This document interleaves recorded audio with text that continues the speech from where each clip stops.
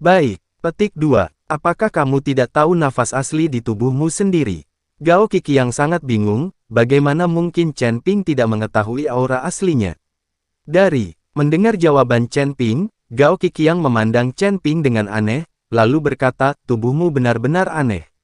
Sebagai avatar naga emas, kamu tidak perlu mengatakan apa-apa jika kamu memiliki kekuatan naga, tetapi ada sesuatu di tubuhmu. Bau aneh. Kamu memiliki aura manusia, iblis, dan bahkan binatang buas, tetapi sekarang kamu masih memiliki aura asli di tubuhmu.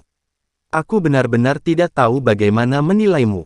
Mendengar kata-kata Gao Qiqiang, Chen Ping tidak bisa membantu tetapi mengerutkan kening dan berkata, Patriark Gao, apakah kamu tahu identitasku? Tidak mengherankan kalau aku bisa melihat identitasmu. Aku percaya bahwa bukan hanya aku, tetapi bahkan lelaki tua dari klan pelatihan tubuh kuno telah melihat identitasmu. Kalau tidak, mengapa dia menyerahkan cambuk ajaib kepadamu? Di sini apakah kamu benar-benar berpikir lelaki tua itu begitu sederhana sehingga dia dapat dengan santai menyerahkan hal yang begitu penting kepada orang asing?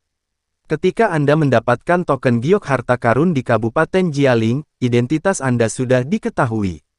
Jika tidak, Anda, biksu kecil dari alam komposit, tidak peduli apakah itu token giok harta karun, cambuk ajaib, atau bahkan rahasia dari harta karun, akan membuatmu tahu. Gao Qiqiang sedikit tersenyum. Mendengar kata-kata Gao Qiqiang, Chen Ping menjadi linglung. Mungkinkah semua ini diperhitungkan untuk menipuku? Chen Ping tampak bingung. Aku tidak berbohong padamu, tapi aku hanya ingin menggunakan identitasmu.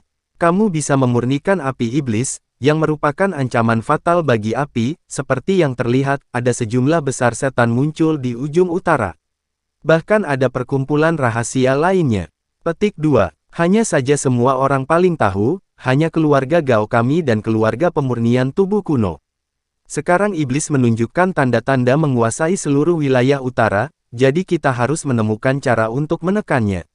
Kontrol perkembangan klan iblis. Dan kamu adalah bidak terbaik untuk menekan iblis. Gao Qiqiang tidak menyembunyikan apapun, dan mengungkapkan bahwa Chen Ping hanyalah bidak. Patriark Gao, saya tidak mengerti, kekuatan Anda jauh lebih tinggi daripada saya, mengapa Anda tidak membawa seseorang untuk pergi ke sana secara pribadi? Menghapus sarang klan iblis. Chen Ping tidak mengerti, Gao Qiqiang memiliki kekuatan yang begitu tinggi, dan ada banyak tuan di keluarga Gao, mengapa dia tidak membawanya untuk memusnahkan setan-setan itu? Apakah menurutmu begitu mudah untuk menghancurkan iblis? Iblis itu bersembunyi dalam kegelapan, kita dalam terang, mereka dalam kegelapan, tidak ada cara untuk melenyapkan mereka. Tapi kali ini harta karun itu tidak hanya akan menarik banyak biksu, tetapi juga mengaktifkan iblis-iblis itu. Kamu harus tahu bahwa para biksu ini juga dapat digunakan sebagai sumber daya bagi iblis-iblis itu untuk berkultivasi. Aku yakin Balrog pasti tidak akan bisa duduk diam ketika dia melihat begitu banyak biksu datang ke ujung utara. Kata-kata Gao Qiqiang tampaknya telah didiskusikan dengan patriark dari klan pelatihan tubuh kuno. Banyak dari biksu yang datang ke ujung utara ini adalah umpan, dan mereka hanya umpan untuk memancing setan keluar, tetapi di dunia manusia saat ini, jika Anda ingin mendapatkan sumber daya, tentu saja Anda harus mengambil risiko. Lalu, apa hubungannya putri dari Kabupaten Jialing dengan klan pelatihan tubuh kuno, dan siapa dia? Chen Ping bertanya pada Gao Qiqiang. Pada saat itu, Chen Ping bertanya kepada patriark tua dari klan pelatihan tubuh kuno, tetapi pihak lain menolak untuk mengatakan apapun. Jadi Chen Ping bertanya pada Gao Qiqiang, mungkin dia juga harus tahu. Kamu harus pergi dan bertanya pada Putri Jialing tentang masalah ini sendiri. Asteris. Gao Qiqiang tersenyum ringan, lalu melambaikan tangannya, membawa Chen Ping keluar dari ruang aslinya. Datang. Berbicara dengan Gao Qiqiang kali ini, biarkan Chen Ping memiliki pemahaman yang lebih dalam tentang tanah di ujung utara. Setelah pergi, Chen Ping berpikir keras. Tampaknya dia harus meningkatkan kekuatannya sesegera mungkin, jika tidak, akan sangat sulit bagi musuh di belakangnya untuk menjadi lebih kuat dan lebih kuat. Untungnya, Gao Qiqiang bukan orang jahat. Jika Gao Qiqiang adalah orang jahat, jika dia benar-benar ingin menyerang Chen Ping dan yang lainnya, Chen Ping dan yang lainnya tidak akan memiliki kekuatan untuk melawan. Anda harus tahu kekuatannya, kesenjangan antara keduanya agak besar. Kembali ke rumah, hari sudah gelap.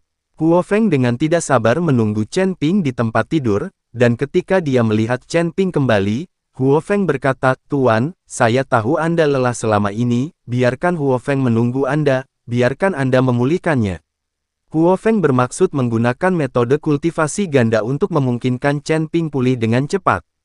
Melihat tubuh putih Huo Feng, Chen Ping tiba-tiba melompat ke atasnya. Di tengah-tengah berlama-lama, Chen Ping menemukan bahwa ada satu orang lagi, dan ternyata Yu Jiameng juga ada di sana, tetapi dia tidak memperhatikan.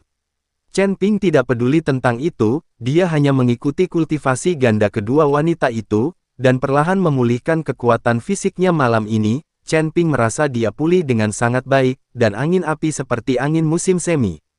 Merasa sangat, hanya Yu Jiameng yang sedikit berjuang karena ini adalah pertama kalinya. "Puan, Anda tidak tahu seberapa besar perasaan Anda terhadap saudari Jiameng, dan sepertinya saudari Jiameng tidak bisa bangun." Keesokan paginya, Huo Feng berkata kepada Chen Ping sambil tersenyum. "Huo Feng, jangan bicara omong kosong, siapa bilang aku tidak bisa bangun?" Yu Jiameng menahan rasa sakit dan tetap bangun.